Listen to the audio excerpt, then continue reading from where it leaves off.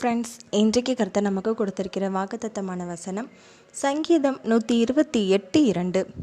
உன் கைகளின் பிரயாசத்தை நீ சாப்பிடுவாய், உனக்கு பாக்கியமும் நன்மையும் உண்டாயிருக்கும். ஃப்ரெண்ட்ஸ், நம்ம இப்போ இந்த வசனத்தின் மூலமாக ஒரு கதை கேட்டு தியானிக்கலாமா? ஜோயல் ஒரு கூலி தொழிலாளியான ஒரு முதியவர்கிட்ட இப்படி சொன்னான். என்ன தாத்தா, நீங்கள் இவ்வளோ வயசானதுக்கப்புறமும் எதுக்காக இவ்வளோ கஷ்டப்பட்டு வேலை செய்கிறீங்க? பேசாமல் உங்கள் பிள்ளைங்களோட இருந்துட வேண்டியதானே அப்படின்னு சொன்னாங்க. அப்போது ஜோயல்கிட்ட அந்த தாத்தா சொன்னார், இல்லைப்பா, அடுத்தவங்களோட உழைப்பில் நம்ம கண்டிப்பாக வாழக்கூடாது. அதே மாதிரி மற்றவங்க நம்ம சிரிக்கும்படியும் வாழக்கூடாது. இதை வாழ்க்கையில் நம்ம கண்டிப்பாக கடைப்பிடிக்க வேண்டிய 2 விஷயங்கள் அப்படின்னு சொன்னதும் ஜோயல் சொன்னால், இப்போ பாருங்கள், நான் ஒரு பிஸ்னஸ் தான் பண்ணிகிட்டு இருந்தேன். என் பசங்க, நீங்கள் ஒன்றும் வேலையெல்லாம் பார்க்க வேண்டாம்ப்பா, உங்களுக்கு தான் ரிட்டையர்டு வயசு வரப்போதில்ல, நீங்கள் பாட்டுக்கு வீட்டில் வந்து உட்காருங்க, நாங்கள் உங்களுக்கு உழைச்சி தரோம், நீங்கள் அதிலேருந்து சாப்பிடுங்கன்னு சொன்னாங்க. நானும் என்னுடைய மனைவியுமே என் பிள்ளைங்களோட உழைப்பில் தான் சாப்பிட்றோம். அதுக்காக நான் என்ன மற்றவங்களோட உழைப்பிலையா சாப்பிட்ற மாதிரி அப்படின்னு சொன்னதும் திரும்ப அந்த முதியவர் சொன்னார், இல்லைங்க, எனக்கு அந்த மாதிரி சாப்பிட்டுக்க முடியாது. ஏன்னா கடவுள் நம்மளுடைய கைகளின் பிரயாசத்தை தான் சாப்பிட சொல்லியிருக்காரு. அதில் தான் எனக்கு விருப்பமும் கூட. அப்படி இருந்தால் தான் நிறைய பாக்கியம் நன்மை எல்லாமே என்னை வந்து சூழ்ந்து நிற்கும். இது என் பிள்ளைங்களோட உழைப்பில் நான் போய் சாப்பிட்டேன்னா கண்டிப்பாக அது ஏன் உடம்போட சேராது. ஏன்னா நான் தான் உழைக்கவே இல்லையே. அப்படிங்கும்போது அது எப்படி என்னோட உடம்புல வந்து சேரும்? அது கண்டிப்பாக அடுத்தவர் தான்.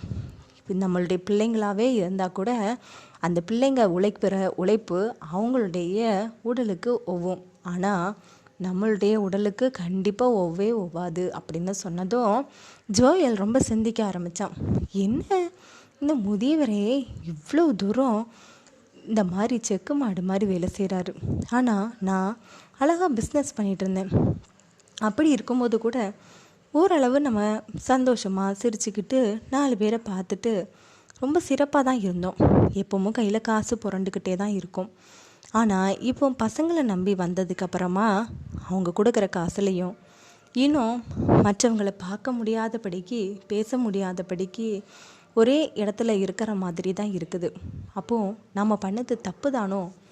நம்மளுடைய கைகளின் பிரயாசத்தை கர்த்தர் ஆசீர்வதிக்கட்டும்னு நான் ஒரு நாள் கூட சொன்னதில்லையேன்னு தன்னுடைய இருதயத்தில் பேசிக்கிட்டு அந்த இடத்த விட்டு திரும்ப போனார். அதுக்கப்புறம் திரும்ப அந்த பிஸ்னஸை நாம் செய்ய ஆரம்பிச்சிருவோன்னு சொல்லி தன்னோட மனைவி கிட்ட பேசி எல்லாரும் 2 பேரும் இணைஞ்சு அந்த பிஸ்னஸை பண்ண ஆரம்பித்தாங்க. அப்போ அவங்க பிள்ளைங்க கேட்கும்போது, இல்லைப்பா, இது எனக்கு கொஞ்சம் சந்தோஷமாக இருக்குது.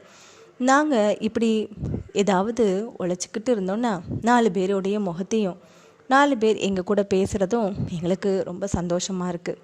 எங்களை பார்த்து மற்றவங்க சிரிக்கிறபடி நாங்கள் வாழ்ந்துடக்கூடாதுல்ல.